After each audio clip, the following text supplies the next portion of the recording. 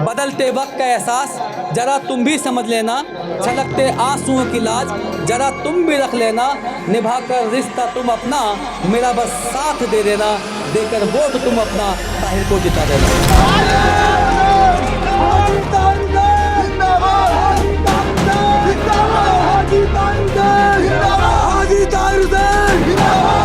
देखिए, मुस्तफ़ाबाद इलाके में ही इस वक्त हम मौजूद हैं और ताहिर हुसैन को जो है यहाँ अपने ऑफिस पर हैं और उनको ले जाने की जो है वो तैयारी की जा रही है और तमाम यहाँ जो है मीडिया का जमावड़ा और ताहिर हुसैन को चाहने वाले कार्यकर्ता पार्टी के वो सब यहाँ पर मौजूद हैं।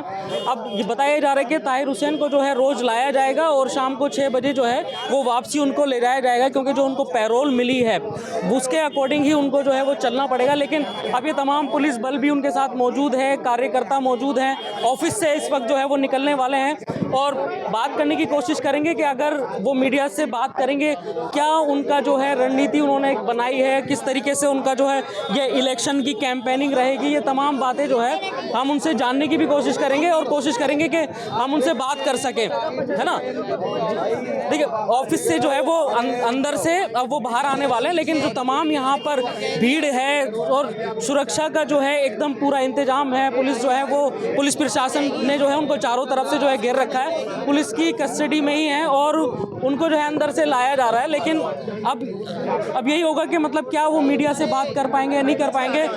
तमाम जो है मीडिया का जमावड़ा है यहाँ पर और हर कोई चाहता है कि मतलब ताहिर से जो है वो बात की जा सके कि ताहिर का जो है वो क्या बयान रहेगा, किस तरीके से उनका चुनाव रहेगा, पूरा क्या कहेंगे जनता की। कल भी आऊँगा, परसों भी आऊँगा, अभी तो 3 तारीख को आखिरी अपील होगी। बस मैं इतना ही कहूँगा कि भाई ये जो बदलते वक्त का एहसास जरा तुम भी समझ लेना, छलकते आंसुओं की लाज जरा तुम भी रख लेना, निभाकर रिश्ता तुम अपना मेरा बस साथ दे देना, देकर वोट तुम अपना ताहिर को जिता देना। अस्सलाम वालेकुम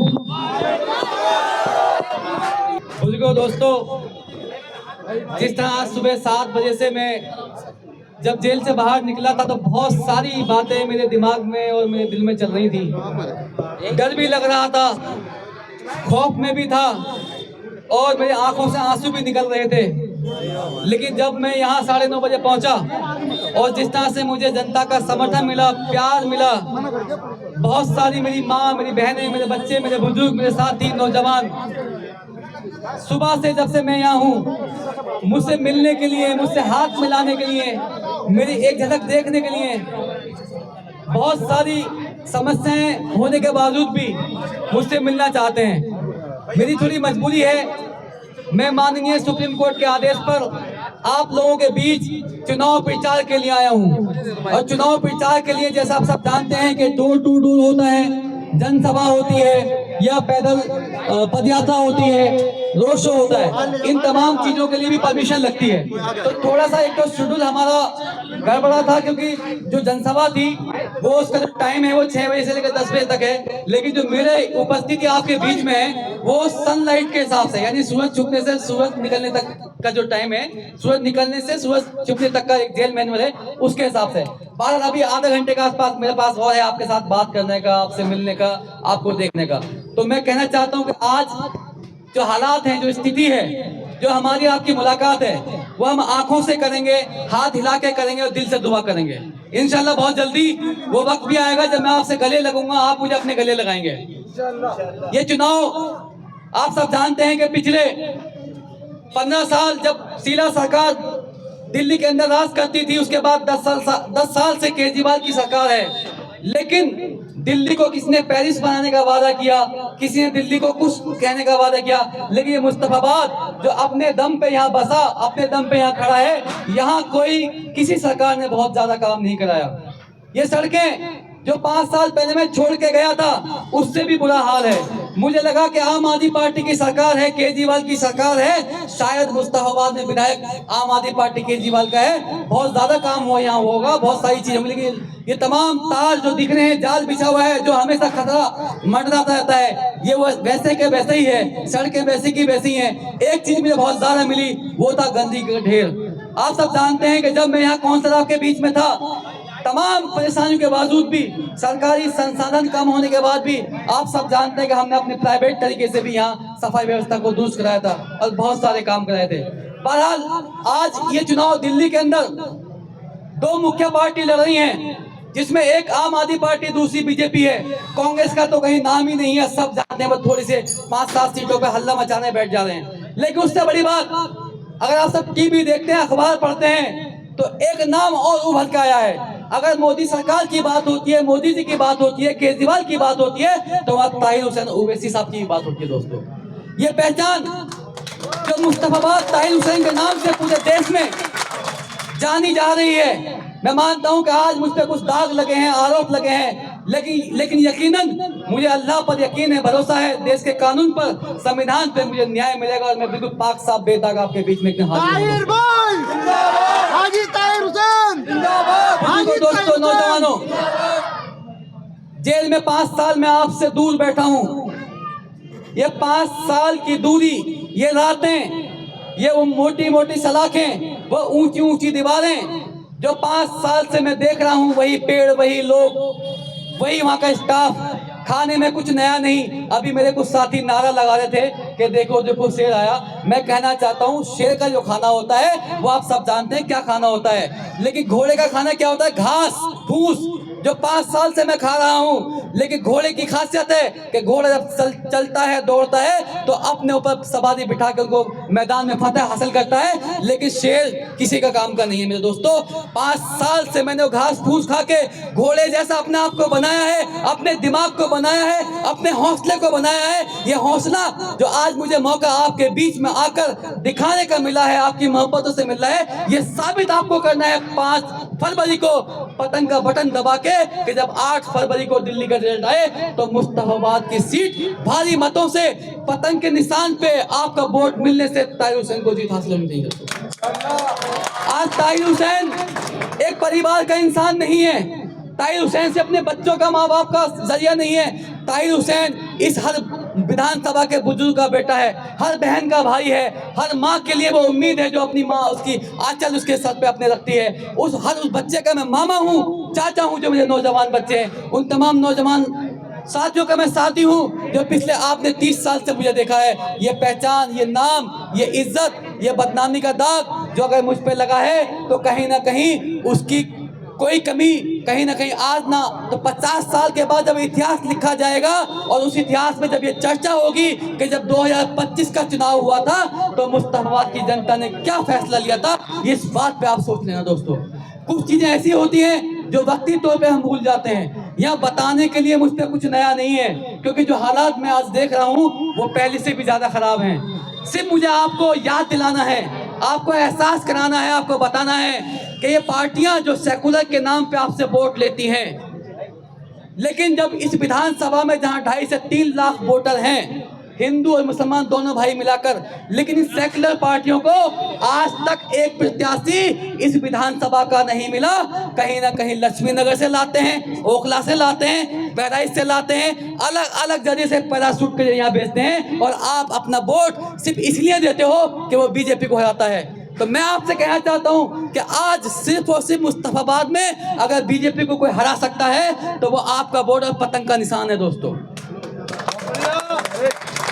पूरी दिल्ली में हाजी ताहिर हुसैन, हाजी ताहिर हुसैन, वोट का जवाब, जेल का जवाब, पूरी दिल्ली में हर कैंडिडेट, मैं टीवी के माध्यम से, मीडिया के माध्यम से, अखबार के माध्यम से, जो लोग कोर्ट में मिलते हैं, वकील मिलते हैं, उनसे बात होती है। ऐसे बहुत लोग हैं जो मुझसे मोहब्बत करते हैं, प्यार करते हैं। मुझे बड़ी खुशी होती है जब मुस्तफाबाद विधानसभा के और हमारे बाकी आसपास के भी वकील हैं जो कोर्ट में मिलते हैं, जो मुझसे हमेशा खुश रहते हैं, मुझे दुआ देते हैं, मेरा साथ देते हैं, मेरी हिम्मत बढ़ाते हैं, मेरा हौसला बढ़ाते हैं, और जब जहाँ ज़रूरत पड़ती है तो उनकी जो एक्सपर्टीज़ है वो भी मेरे काम आती है, वो भी फ्री सेवा। मैं उन सब का शुक्रगुजार हूँ। तो पूरी दिल्ली में आज जो चुनाव लड़ा जा रहा है, बल्कि आज क्या पिछले 10 साल की मैं अगर बात करूं तो ब्रांड के नाम पे चुनाव होता है। एक ब्रांड वो है जिसको लोग मोदी जी की सरकार के नाम से जानते हैं, जो पूरे देश में फैला हुआ है। किसी को नहीं पता उनका MP कौन है, किसी को नहीं पता उनका पार्लियामेंट मेंबर कौन है, किसी को नहीं पता उनका नेता कौन है। वैसे ही दिल्ली के अंदर भी एक ब्रांड चला है जिसका नाम है केजरीवाल ब्रांड।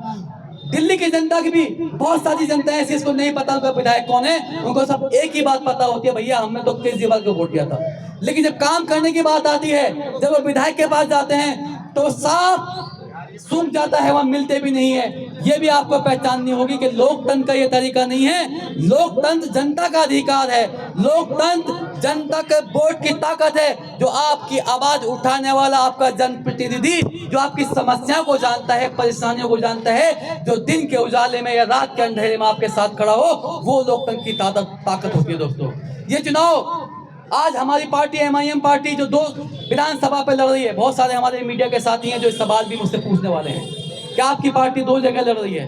सर, बात 2 सीट की और 1 सीट की नहीं है। सवाल यह है कि इस वक्त जो शख्स है जो सड़क से संसद तक बुलंद आवाज उठा रहा है, गरीब के लिए आवाज उठा रहा है, दलित के लिए आवाज उठा रहा है, वंचित पिछड़े तमाम जहां जहां जुल्म होता है उनके लिए, उनके खिलाफ, उनके हक की आवाज उठाता है, उस इंसान ने ताहिर हुसैन पे भरोसा जिताया। उस ताहिर हुसैन पे, जिस ताहिर हुसैन ने 10 साल आम आदमी पार्टी को दिए, 10 साल अपना तन मन धन लगाकर उस पार्टी को इस विधानसभा में जिंदा करा, पैदा किया, खड़ा किया और पहली बार 2017 में जीत का परचम लहराया। और जब मुसीबत ताहिर हुसैन पर आई तो उन पार्टी ने, उन पार्टी के लोगों ने अपना पल्ला झाड़ लिया, हमें लावारिस छोड़ दिया, हमारा किसने साथ देना तो छोड़ो, हमारा नाम तक लेना छोड़ दिया। दोस्तों, ये ताकत भी आपको आज 5 फरवरी को दिखानी होगी। ये ताकत, सियासी ताकत जो जनता के हाथ में है, वोट की ताकत, ये दिल्ली और देश को दिखाना होगा, बताना होगा कि अगर तुम जुल्म करोगे, षड्यंत्र करोगे, तो हम ऐसे नुमाइंदों को चुन करके अपने बीच से विधानसभा में भेजने का काम करेंगे। दोस्तों,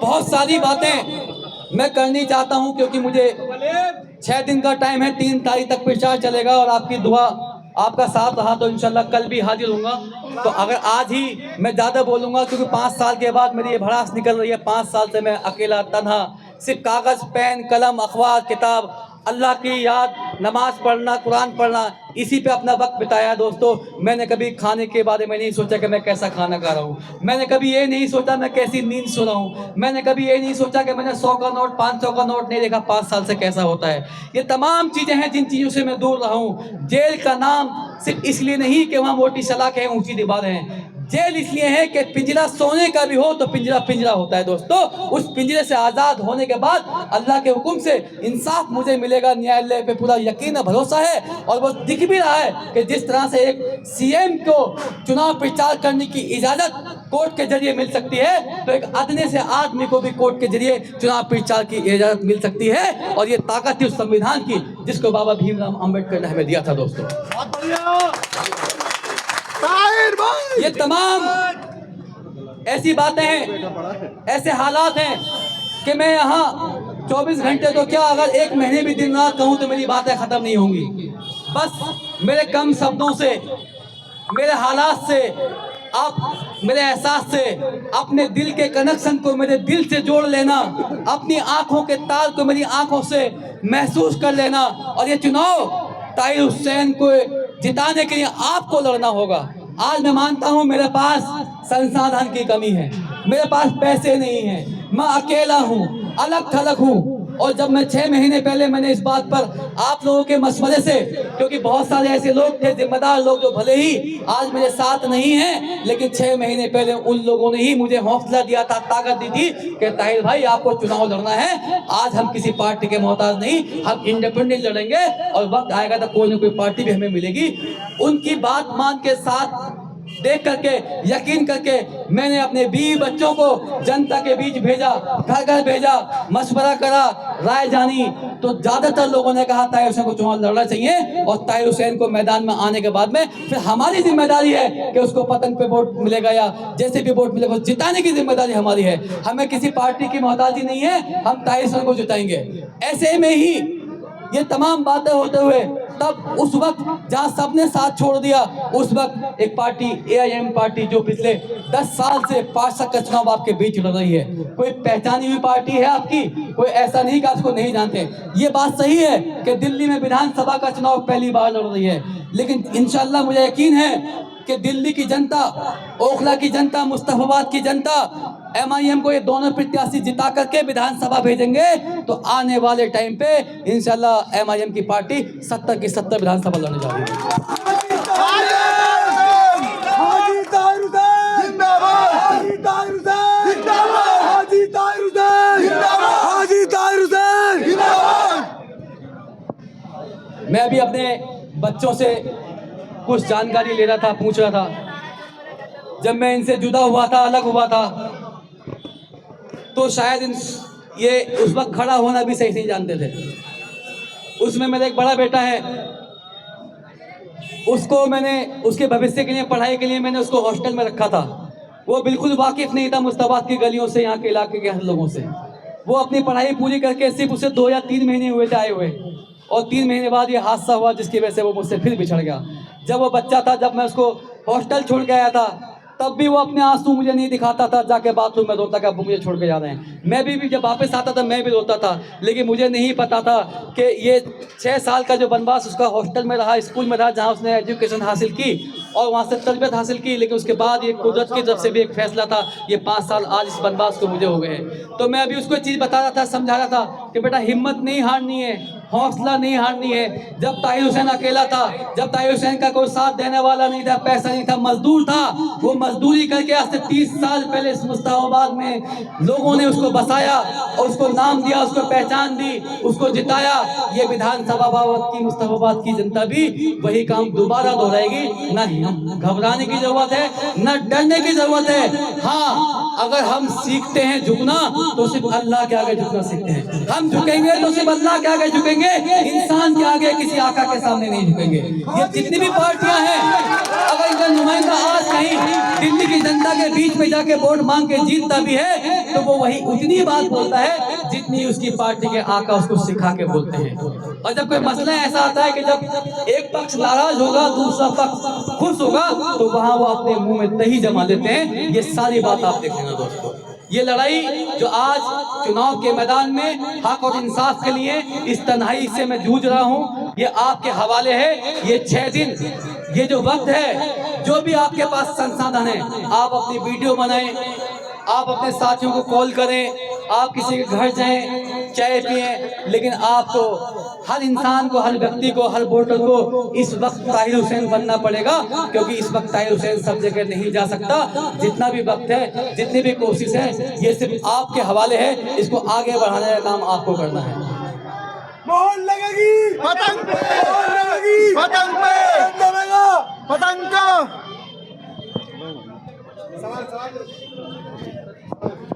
जी जी जी। ताहिर साहब, आपको बताया जा रहा था कि आप कहीं पर भी जंग में नहीं है इस चुनाव की लड़ाई में। अब किससे मुकाबला है आपको लग रहा है मैं कहीं जंग में नहीं हूँ? आप सुबह अंदाज क्या जा रहा था आपको? देखिए सर, मैं बस इसमें इतना ही कहूँगा कि मेरा रब का करम मेरे ऊपर है कि मुझे ये मौका दिया न्यायालय के माध्यम से कि मैं लोगों के बीच आया।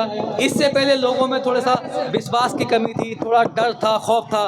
दूसरे जो प्रत्याशी हैं वो कोई ना कोई लालच देके उनको गुमराह कर रहे थे, लेकिन आज मेरे आने के बाद मुस्ताबाद का चुनाव पलट चुका है। मुस्ताबाद के अंदर एक ही आवाज़ है, वो है ताहिर हुसैन और पतंग का निशान। दिल्ली के मुसलमानों से अपील की है कि आम आदमी पार्टी को वोट करें इस बार। देखिए, मुसलमान सिर्फ दिल्ली में नहीं, पूरे हिंदुस्तान में है। हर जगह के अपने अलग मुद्दे हैं।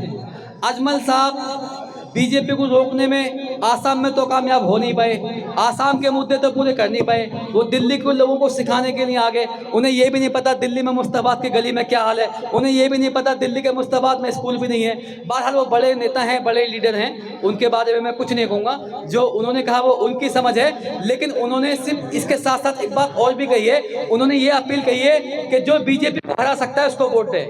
मैं समझता हूँ कि शायद पार्टी का नाम मैंने नहीं सुना। मुस्ताबाद में बीजेपी को हराने के लिए सिर्फ और सिर्फ ताहिर हुसैन और पतंग का निशान है।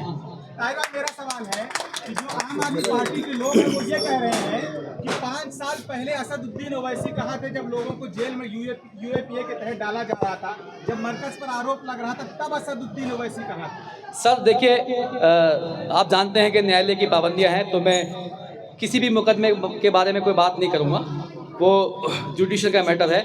लेकिन जहाँ तक आपने सवाल की मौलाना शाह साहब की, तो उस वक्त मैं जेल में था और मैंने जैसे बताया कि मीडिया के माध्यम से, अखबार के माध्यम से जो है दिल्ली की बाकी जगह खबर रखती थी।